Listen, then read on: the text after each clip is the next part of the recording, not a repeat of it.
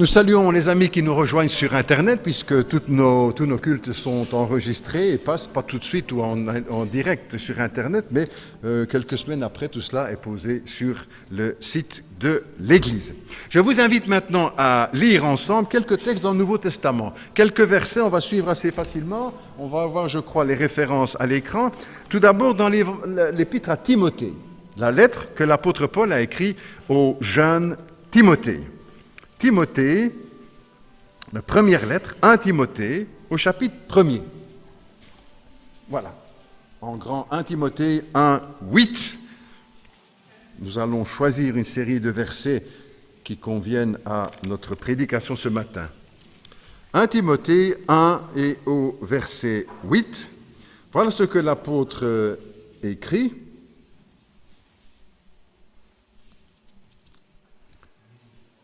Pardon, au verset 18, excusez-moi. 1 Timothée 1, 18, excusez-moi. Voyez ? Timothée, mon enfant, voici l'instruction que je t'adresse conformément aux prophéties faites précédemment à ton sujet. T'appuyant sur elles, combat le bon combat en gardant la foi et une bonne conscience. Combat le bon combat de la foi.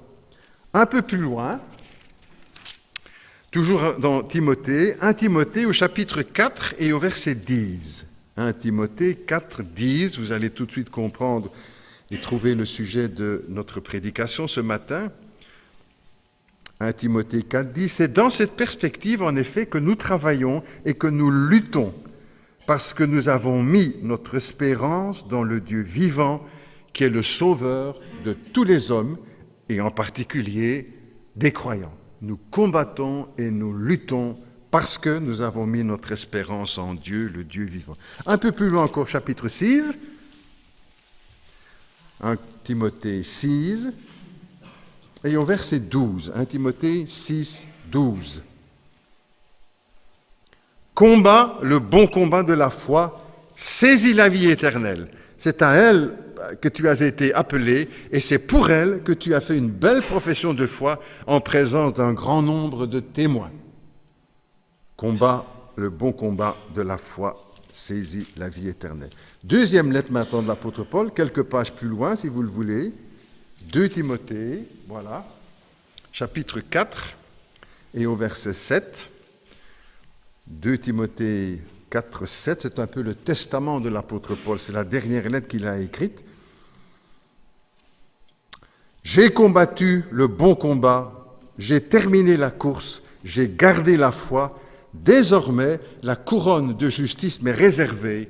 Le Seigneur, le juste juge, me la donnera en ce jour-là, et non seulement à moi, mais à tous ceux qui auront attendu avec amour sa venue. Jusque-là, les textes que je vous propose pour ce dimanche matin. Revoici donc la date d'anniversaire de la Réformation, la naissance du protestantisme dans le monde. On ne va pas tellement souligner cet aspect-là du protestantisme, mais en fait, pour parler aussi de ceux qui nous ont précédés et qui ont combattu le bon combat de la foi, et d'une façon toute particulière dans nos pays et particulièrement en Europe. Nous voulons plutôt souligner que ce mouvement a vraiment été un gigantesque mouvement de réveil spirituel en Europe. Toute l'Europe a été secouée, et pas seulement l'Europe, parce que aussi le mouvement s'est étendu au nord, dans les pays du nord, la Norvège, la Suède, ou à l'est, aux États-Unis. C'est comme une explosion qui s'est produite, spirituelle, qui s'est produite dans nos pays en Europe et qui s'est répandue dans le monde entier. Jusqu'aux États-Unis et entre autres sur l'île de Manhattan, la ville de New York, là où se trouve la statue de la liberté. En fait, peu de personnes et peu de Belges, et peut-être aussi peu d'Américains, savent que la ville de New York a été fondée par des chrétiens protestants qui avaient fui les persécutions et qui se sont rendus aux États-Unis. La revue Le Vif l'Express, qui n'est pas une revue chrétienne, la revue Le Vif l'Express a traité de ce sujet en rendant un peu justice à l'événement, parce que tout le monde se réclame un petit peu de l'origine de cette ville ou de ce pays ou de cette contrée. Il rendait justice à ceux et celles qui ont vraiment été là-bas les premiers à construire, à implanter la ville et à proclamer leur foi. Des chrétiens protestants qui venaient de Belgique. Et parmi eux, un nom qu'on connaît, je crois, parce que certains noms de rues portent ce nom, Pierre Minuit. Pierre Minuit, qui va faire le voyage pour se rendre là aux États-Unis, entre autres sur cette île-là de Manhattan. Il y avait là déjà plus ou moins une trentaine de familles de chrétiens protestants qui avaient fui les persécutions, et lui est envoyé comme gouverneur, donc avec une certaine autorité, et c'est lui qui va acheter aux Amérindiens, ceux qui habitaient la région, qui va acheter cette île de Manhattan, où sera construite ensuite la ville de New York, la Statue de la Liberté, etc. Et tout ça s'est fait sans effusion de sang, non pas à coups de fusil, mais d'une façon paisible et pacifique. D'ailleurs, plusieurs stèles sont implantées là-bas dans cette île, entre autres une représentation, une pierre taillée qui représente un Amérindien, et Pierre Minuit qui verse le prix de l'achat pour l'achat de cette île de Manhattan et qui marque l'événement, et un autre monument aussi avec les dates, etc., qui précise le fait que ce sont bien des Wallons. Alors, il ne précise pas que ce sont des protestants, évidemment, mais bon, c'est des Wallons protestants chrétiens qui fouillaient les persécutions. Ça, c'est la petite histoire, ou la grande histoire, on pourrait dire. Mais il est une autre histoire d'une autre dimension, celle de ce grand réveil, l'Esprit de Dieu qui va agir dans toute l'Europe, n'est-ce pas? Et en relisant des textes qui évoquent cette période, on a difficile aujourd'hui de se rendre compte de la puissance de ce mouvement, de la réforme, et de l'impact qu'il a eu sur cette génération et pour tous ceux qui ont suivi également. Et pas seulement dans le domaine spirituel ou religieux, mais dans tous les domaines de la vie. Ça, c'est la grande histoire, le grand réveil spirituel, peut-être le plus grand réveil spirituel de l'histoire du christianisme, au XVIe siècle. Et on a peut-être aussi maintenant difficile de croire cela quand on voit un peu l'Europe, comment elle se comporte vis-à-vis des chrétiens ou du christianisme. L'Europe qui veut renier ses racines chrétiennes en refusant de mettre cela dans la constitution européenne. Ou encore quand on voit tant autour de nous se détourner de la foi. Quand on voit encore ou qu'on entend les croix chrétiennes qui sont enlevées des lieux publics, les palais de justice, les hôtels de ville, pour ôter tout témoignage chrétien, ou encore quand on efface dans les calendriers des fêtes chrétiennes, plus spécialement dans les écoles, supprimer les fêtes de Noël, de Pâques et de Pentecôte. On ne veut plus ces mots-là, on ne veut plus ces noms-là, parce qu'ils font référence au christianisme. On a bien difficile de croire qu'il y a près de 500 ans, un peu plus, c'est dans nos pays que l'Esprit de Dieu a soufflé avec puissance et que des milliers se sont tournés vers Jésus-Christ pour être sauvés et se sont attachés à la parole de Dieu. On a difficile de croire cela quand on entend encore aussi qu'il est quasi interdit de parler de Jésus-Christ, de la Bible, de Dieu dans les classes, sauf dans les réseaux libres, bien sûr, mais que personne ne dit un mot alors que dans les écoles entières sont célébrées les fêtes païennes de Halloween. On ne dit rien, on laisse tout faire, les autorités laissent tout faire. Vous avez vu sans doute comme moi ces images à grand renfort de déguisement, de maquillage, autorisés dans les classes de cours, pendant les cours, avec même les institutrices qui sont là, maquillées avec des toiles d'araignée. C'est horrible. Ça, on laisse faire. On peut bien. Mais surtout pas parler de Christ ou de Noël ou de Nouvel An. On a difficile de croire que c'est dans nos pays qu'il y a plusieurs siècles, l'Esprit de Dieu a réveillé les âmes. Ça ne veut pas dire pour cela que tout est perdu. Au contraire, ça veut dire qu'il faut se battre, qu'il faut livrer le bon combat de la foi. Pourtant, c'est dans nos pays que s'est manifesté l'Esprit de Dieu. La première Bible qui a été imprimée, c'est en Europe qu'elle a été imprimée, en Allemagne, par Gutenberg qui venait de découvrir l'imprimerie, de mettre en place en tout cas l'imprimerie à caractère mobile. La première Bible, c'est ici en Europe. Elle a été imprimée. Et puis aussi, les premières traductions de la Bible, en anglais, en français, en italien, c'est ici, dans nos pays, en Europe, que tout cela s'est fait. De nouvelles églises, des dizaines, des centaines d'églises ont été créées pendant cette période-là, et des centaines de milliers de chrétiens protestants ont dû fuir les persécutions. Les historiens nous rappellent que certaines villes se sont presque vidées, tellement il y avait eu de conversions et de chrétiens protestants qui avaient fui les villes. Et puis aussi au milieu de tout cela, il en est des centaines de chrétiens protestants, européens, belges, suisses, français, anglais, italiens, espagnols, qui ont été arrêtés, qui ont été emprisonnés, qui ont été torturés, qui ont été envoyés sur les galères pour y mourir,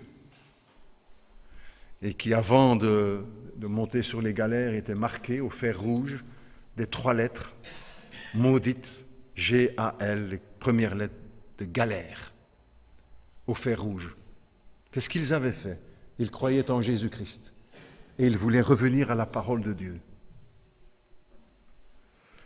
J'ai regardé hier, en fin de soirée, une émission sur Louis XIV, qui a été un des grands persécuteurs de l'Église, qui a révoqué l'édit de Nantes, qui donnait la liberté aux chrétiens protestants. Il a révoqué et s'est dressé alors dans toute la France et en Europe des mouvements de persécution contre les chrétiens. Et puis en même temps aussi, dans cette période en France, en août, au mois d'août, en 1521, c'était le massacre de la Saint-Barthélemy à Paris. Des milliers de chrétiens protestants vont être massacrés avec une violence et une barbarie inouïe, n'est-ce pas? Les reproductions qui ont été faites de cet événement sont d'une horreur. Qu'est-ce qu'ils avaient fait? Ils croyaient en Jésus-Christ. Ils rejetaient l'autorité du pape et ils voulaient revenir aux enseignements de la parole de Dieu. Et en rejetant toutes les doctrines qui avaient été ajoutées, qui n'étaient pas... C'était leur seul tort. Et puis après, cette Saint-Barthélemy à Paris, dans toutes les grandes villes de France, n'est-ce pas? La haine s'est déchaînée contre ces chrétiens protestants.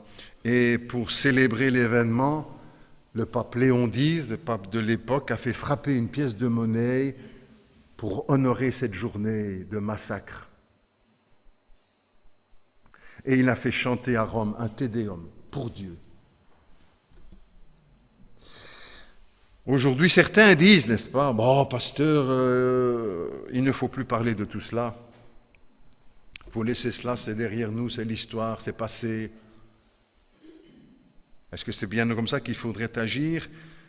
C'est comme si l'on disait aux Juifs, il ne faut plus parler de la Shoah, ne parlez plus des fours crématoires. Avec quelques nuances quand même, c'est encore quelque chose de plus terrible. Ou c'est comme si l'on disait, il ne faut plus parler aux Arméniens et leur dire qu'il n'y a pas eu de génocide. Comme si on disait aux Cambodgiens, ne parlez plus des Khmers rouges là, qui en ont tué 1 million. C'est pas possible, n'est-ce pas? C'est comme si on disait aux Chinois, ne parlez plus de la place Tiananmen. C'est comme si on disait aux mamans de Colombie qui ont perdu leurs enfants, des milliers de mamans, des milliers de jeunes qui ont été tués, massacrés. C'est comme si on leur disait, n'en parlez plus, c'est du passé, c'est derrière nous. Ce n'est pas ainsi qu'il faut agir, je crois, au contraire, n'est-ce pas? C'est impossible. Ce serait oublier la vérité, ce serait oublier l'histoire. Et tous les historiens, n'est-ce pas, quelle que soit leur tendance, nous signalent que c'est un grand danger d'oublier l'histoire, d'oublier ce qui s'est passé. Et souvent, c'est comme cela que de nouveaux drames se créent, parce qu'on a oublié l'histoire, on a oublié ce qui s'est passé, on a gommé, on a couvert. Dieu lui-même, n'est-ce pas, dans sa parole, nous invite si souvent à nous souvenir, à ne pas oublier le passé, comme il le faisait très souvent avec les prophètes au sujet du peuple d'Israël. Souviens-toi, Israël, n'oublie pas, souviens-toi de cela. Et quand tu seras en voyage et que tes enfants te demanderont, mais papa, pourquoi fait-on ci, pourquoi fait-on cela? Tu leur rappelleras, tu leur diras ce qui s'est passé. C'est un peu aussi ce que nous devons faire, je crois. Ce que nous avons à faire, notre devoir en tant que chrétiens, est de rappeler ces choses, de nous souvenir de ce que Dieu a accompli et de ce qu'ont vécu certains de nos frères et sœurs croyants qui nous ont précédés. Et d'autres encore disent du passé, oh vous savez aujourd'hui, les choses ont changé. Les choses ont changé, on n'en est plus là. C'est justement faux, n'est-ce pas? Parce que rien n'a changé. Rien n'a changé. Toutes les hérésies de l'Église de Rome au XVIe siècle sont encore aujourd'hui dans le catéchisme. Pas une seule n'a été ôtée. Or, les réformateurs souhaitaient cela, que l'Église se réforme. Elle ne l'a pas voulu. Peut-être pire que cela aussi, parce que depuis, d'autres dogmes ont été ajoutés et qui sont tout aussi condamnables que les autres. On pourrait dire que les 95 thèses que Martin Luther a affichées à la porte de l'église du château de Wittenberg le 31 octobre en 1517, juste avant la fête de Toussaint, parce qu'il y allait avoir beaucoup de monde à l'église, ces mêmes thèses qu'il avait affichées là, il y a 500 ans, on pourrait aujourd'hui les afficher encore au Vatican, à la porte de la basilique Saint-Pierre à Rome, parce que les choses n'ont pas changé, et les mêmes pratiques sont encore en cours aujourd'hui dans cette Église. Aucun dogme n'a été retiré, aucun. Au contraire, ils ont été reconnus et confirmés par tous les conciles qui ont suivi. Par exemple, le blasphème du sacrifice de la messe, le prêtre qui a pouvoir de renouveler le sacrifice de Jésus et de l'offrir à Dieu chaque fois qu'il célèbre la messe. Alors que la Bible nous dit que le Christ a été offert une fois pour toutes, qu'on ne touche pas à son sacrifice, qu'il n'est pas question de le renouveler, de l'actualiser. Il est fait une fois pour toutes.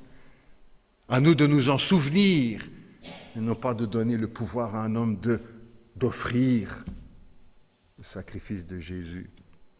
Ou qui est enseigné encore la transsubstantiation, l'hostie qui se transforme matériellement, le pain de l'hostie qui se transforme en corps, en sang et âme de Jésus-Christ.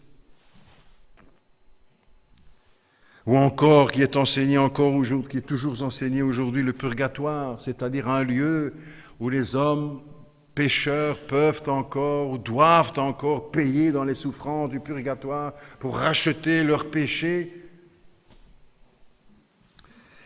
Ou encore l'Immaculée Conception, Marie qui a été épargnée du péché originel et qui a vécu sans péché. Ce ne sont même plus du domaine de l'hérésie, c'est du domaine du blasphème. Il n'y en a qu'un seul qui est venu sans péché, c'est Jésus-Christ. Tout ça n'a pas changé, n'est-ce pas? Ou encore le commerce des indulgences, ces documents officiels qui venaient du Vatican à l'époque, au XVIe siècle, qui se vendaient à prix d'argent et qui prétendaient, par cette somme qui était payée, de pouvoir racheter dans le purgatoire une partie des dettes qui ont été, et ainsi épargner à certains de souffrir davantage dans le purgatoire, afin de payer à prix d'argent. Tout cela n'a jamais été aboli, est toujours d'actualité, n'est-ce pas? Ajoutez encore à cela de ces derniers siècles d'autres dogmes qui ont été ajoutés, peut-être encore pires que ceux qui ont précédé. L'infaillibilité du pape, un homme infaillible. Ou encore Marie, médiatrice avec Jésus-Christ, intermédiaire entre Dieu et les hommes. Ou encore l'Assomption de Marie, montée au ciel, comme le Christ est monté au ciel. Tant de choses et beaucoup d'autres encore, je vous épargne tout cela, qui n'ont aucune trace dans l'Écriture, qui ont été ajoutées, qui ne font pas partie de la parole de Dieu. Comme nous avons lu le texte tout à l'heure, les pharisiens qui avaient ajouté, qui avaient supprimé la parole de Dieu et qui avaient ajouté leurs traditions humaines. C'est encore d'actualité aujourd'hui. Ne faut-il plus se battre pour la parole de Dieu ? Ne faut-il plus se battre pour la parole de Dieu ? Ne faut-il plus se battre pour la vérité que Dieu nous a révélée dans les Écritures ? Ne faut-il plus se battre pour Jésus-Christ et pour l'enseignement de la parole ? Ne faut-il plus se battre contre les fausses doctrines, contre les blasphèmes ? Ne faut-il plus se battre contre les mensonges qui égarent les hommes loin de Dieu ? Faut-il se taire ? Allons-nous manquer de courage pour lutter encore aujourd'hui contre l'hérésie ? Allons-nous manquer d'amour pour défendre la vérité, pour défendre les Saintes Écritures ? Allons-nous manquer de mémoire pour oublier les souffrances, le sang versé par les martyrs de la foi ? Alors, soyons clairs, il ne s'agit pas de mettre en route des guerres religieuses, n'est-ce pas, des guerres de religion. Le chrétien ne choisit jamais la violence. Jamais. Ni les armes qui tuent. Ainsi, les soldats du Christ, c'est un soldat de la paix, pour annoncer la paix, pour partager la paix avec ceux et celles qui sont autour de nous. Il combat avec l'épée de l'Esprit, qui est la parole de Dieu.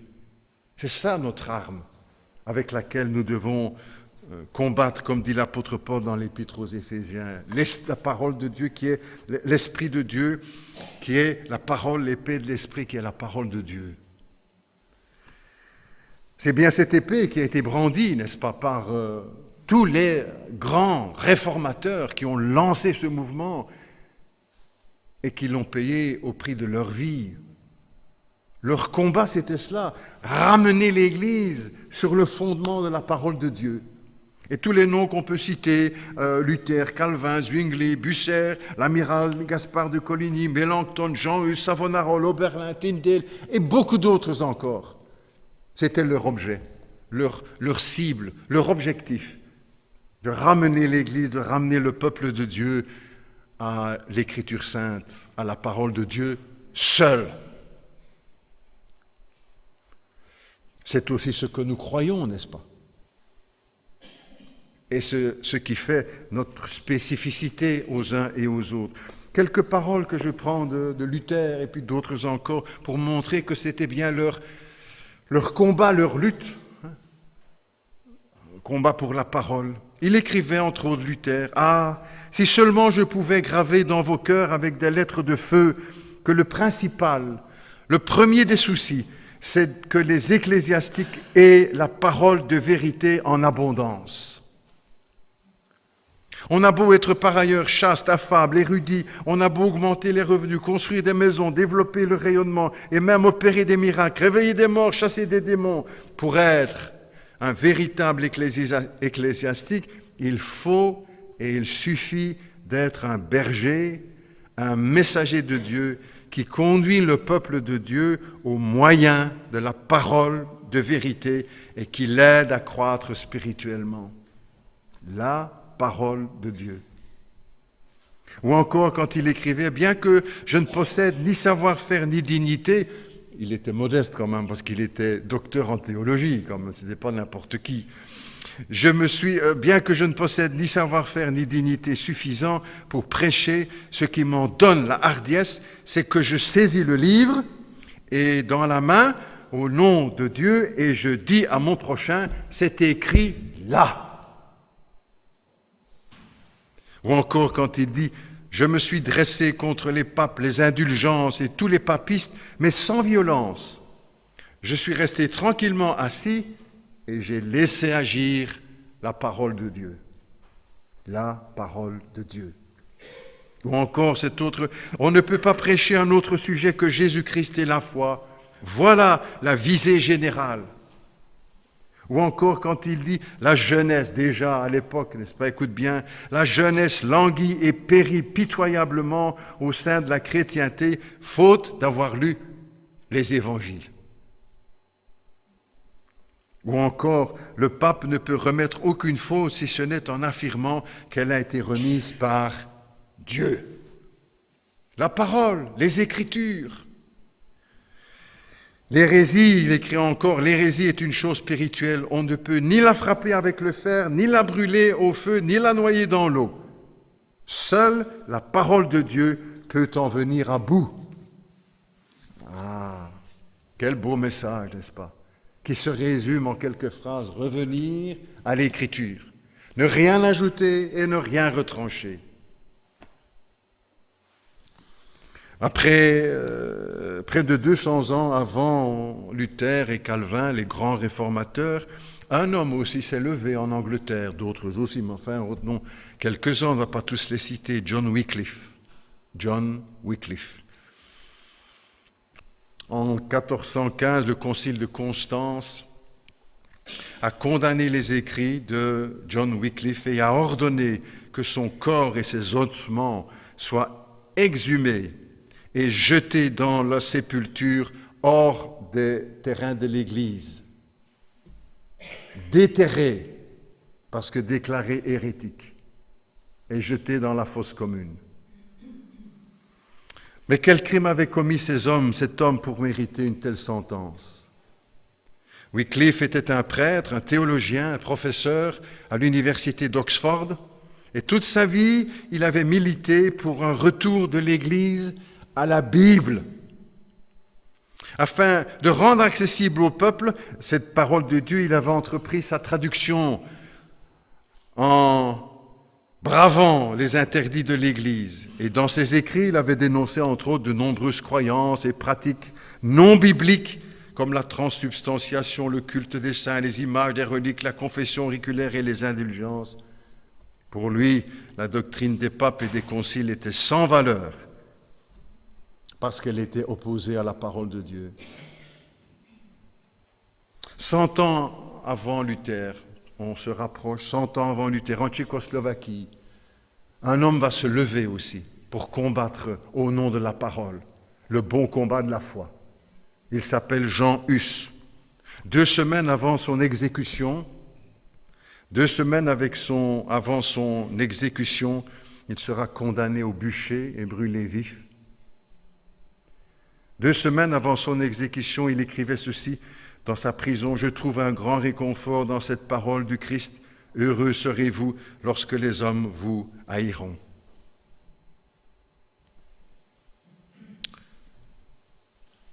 À peu près en même temps que Luther et Calvin, les grands noms de la Réforme, un autre nom, un homme s'est levé aussi encore en Angleterre. Il s'appelle William Tyndale. William Tyndale.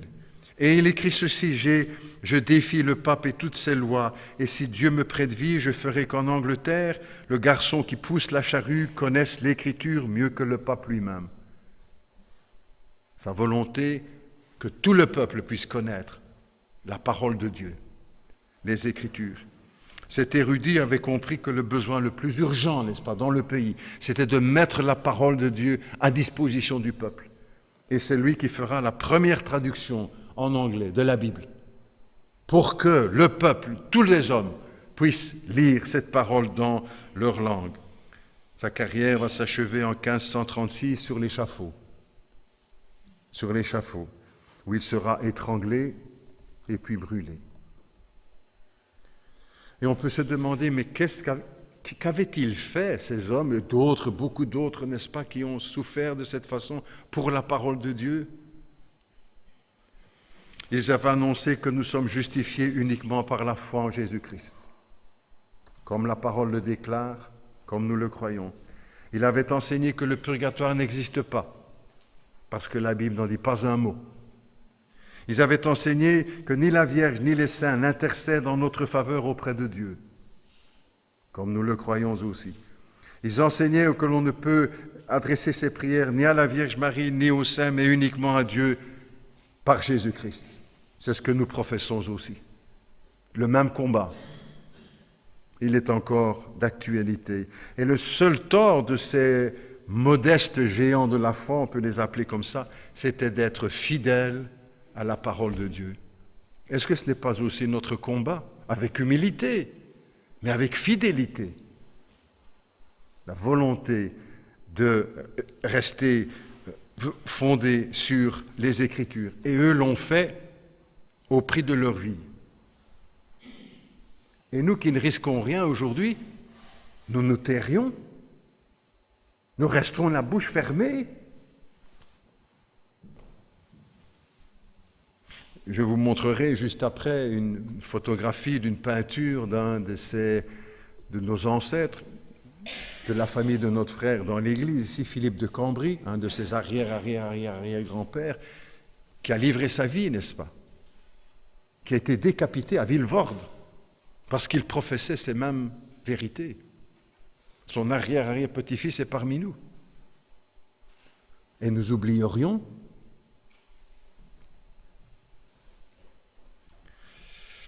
Pas question d'oublier, n'est-ce pas, au contraire, que Dieu nous donne du zèle et du courage et du discernement aussi pour livrer le bon combat de la foi. Comme la Bible le dit, étant toujours prêt à nous défendre avec douceur et respect, jamais dans la violence, mais de nous défendre avec respect et douceur, avec l'épée de Dieu, qui est la parole de Dieu, l'épée de l'Esprit, qui est la parole de Dieu. Mais pour dire concrètement, en terminant, qu'est-ce que cela signifie pour nous, chrétiens? Qu'est-ce que nous pouvons faire pour participer à ce combat de la foi? On dira, ben non, on n'est pas prédicateur, on n'est pas évangéliste, on n'est pas théologien, on n'est pas ceci. Plusieurs choses qui peuvent se faire, n'est-ce pas? Liées à la parole de Dieu. Tout d'abord, pour nous-mêmes, pour chacun de nous, en tant que chrétiens, de lire chaque jour les Écritures. C'est notre nourriture. C'est le pain de vie, c'est le pain de notre âme. Jésus a dit, l'homme ne vivra pas de pain seulement, mais de toute parole qui sort de la bouche de Dieu. Et elle est où cette parole? Dans les Écritures. Voilà comment on livre le bon combat de la foi, entre autres, en nourrissant notre âme de la parole de Dieu, en communiquant à nos enfants, à nos jeunes, la parole de Dieu. Peut-être aussi en mémorisant certains versets de l'Écriture. Quel bel exercice d'écrire ou de noter ce verset, dire voilà, toute la semaine je vais apprendre ce verset, je veux l'apprendre par cœur. C'est ça aussi livrer le bon combat de la foi, pour la parole de Dieu. Même si les choses ne sont pas proclamées, nous nous attachons à la parole de Dieu. Aussi encore, pour nous chrétiens, de vérifier chaque jour dans les Écritures si ce qu'on nous enseigne est exact. Comme faisaient les chrétiens de Bérée, dans le livre des Actes au chapitre 17. Si l'on avait agi comme ça, n'est-ce pas, aucune hérésie ne serait jamais sortie des textes sacrés. Deuxièmement, deuxième conseil ou encouragement, d'aller vers les autres aussi, pour nous chrétiens, chacun d'aller vers les autres avec la parole de Dieu, pour offrir une Bible. On va bientôt approche des fêtes de fin d'année, des fêtes de Noël. Pourquoi aussi avec les autres cadeaux qu'on offre, offrir une Bible, la parole de Dieu? Ou encore nous joindre à l'équipe qui distribue les Bibles les samedis. Là, il y a encore 2 ou 3 samedis devant nous pour pouvoir terminer cette campagne de distribution. Se joindre à dire, mais moi je veux participer à ça, parce que c'est la parole de Dieu que nous offrons. Ce n'est pas les paroles de Luther ou de Calvin ou de Zwingli ou de Tyndale ou que sais-je. C'est les Écritures que nous offrons de porte en porte. Ou encore, troisièmement, n'est-ce pas, pour dire ce que nous croyons, pour témoigner.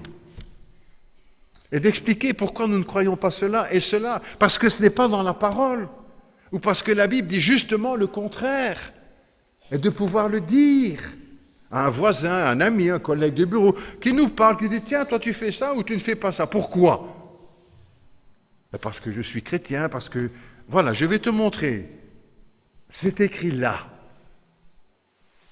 C'est cela aussi, livrer le bon combat de la foi. Et pas simplement passer au-dessus quand on entend quelqu'un qui dit « Oh, vous savez aujourd'hui, le catholique et les protestants, c'est la même chose. » Ben non, nous ne croyons pas la même chose. Non. On dit, il faut être gentil. Ben oui, je suis gentil aussi en disant non. Pas obligé de dire oui. Et d'expliquer pourquoi, c'est cela aussi. On court au moyen de combattre le bon combat, en participant aux études bibliques, n'est-ce pas? C'est là qu'on apprend aussi à connaître la parole de Dieu. Pas simplement pour faire plaisir au pasteur, parce qu'il a dit, ça serait bien d'être là. Non, parce qu'on est convaincu que c'est la parole de Dieu et qu'il est utile d'apprendre cette parole, d'étudier, parce que c'est la parole de Dieu. Ou encore, 5e conseil, peut-être pour quelques-uns qui un jour ou l'autre vont se consacrer à la parole et s'inscrire dans un institut biblique, dans une faculté de théologie, pour être formés, et puis à leur tour annoncer cette parole avec fidélité. Il y en a tellement besoin dans notre pays, n'est-ce pas? Tellement de besoins de chrétiens qui vont témoigner de leur foi en Jésus-Christ et des Écritures, de pasteurs, de responsables de jeunes, de moniteurs d'école du dimanche, qui vont transmettre cette parole. Parce que c'est la parole du Seigneur. C'est l'épée du Saint-Esprit. C'est avec elle que nous pouvons remporter des victoires. C'est la parole de Dieu. Je termine, la réforme n'est pas terminée, elle continue, elle est là aussi devant nous encore aujourd'hui. Et le bon combat de la foi n'a pas cessé. Et il ne cessera jamais. Et cela jusqu'au retour de Jésus-Christ. Nous sommes tous invités à livrer le bon combat de la foi. Pour pouvoir, à la fin de notre vie, comme l'apôtre Paul dans la 2e lettre à Timothée, en quelque sorte son testament, comme je vous l'ai dit, quand il peut dire à la fin de sa vie, « J'ai combattu le bon combat. J'ai gardé la foi. » Il est resté fidèle aux Écritures, au prix de sa vie, que nous puissions nous aussi, dans notre pays, dans notre région, là où nous sommes, dans notre Église même, être des messagers de la parole et de livrer ensemble le bon combat de la foi pour la parole de Dieu. Prions ensemble si vous le voulez. Notre Dieu et notre Père, nous te remercions pour ta parole. Nous avons tant reçu au travers de cette parole, parce que c'est là que nous avons appris à découvrir Jésus-Christ, ses miracles, son enseignement, les vérités au sujet de sa mort, de sa résurrection, de la promesse de son retour. C'est là que nous lisons déjà dans l'Ancien Testament comment est annoncée la venue du Seigneur, la vie d'Abraham, d'Isaac, de Jacob, de Moïse, de David, de Salomon et de tant d'autres, des prophètes. Seigneur, merci pour cette parole, merci pour les Écritures, parce que elles sont pour nous la garantie que nous avançons dans la fidélité. Et c'est cela, sur ce chemin-là, que tu veux nous voir avancer. Seigneur, nous te prions pour que tu gardes notre Église dans cette fidélité, avec humilité, mais avec fidélité. Fidélité aux Écritures, sans ajouter, sans retrancher, parce que c'est la parole de Dieu. Et ne jamais, jamais, jamais l'annuler pour la remplacer par une parole d'homme. Seigneur, qu'elle soit le seul guide pour notre vie, pour notre foi, pour notre conduite, et que nous puissions ainsi être agréables à celui qui nous a rachetés. Notre Dieu, aide-nous chacun, là où tu nous as appelés, à livrer le bon combat de la foi pour la fidélité à la parole de Dieu. Nous te le demandons en Jésus, notre Seigneur. Amen.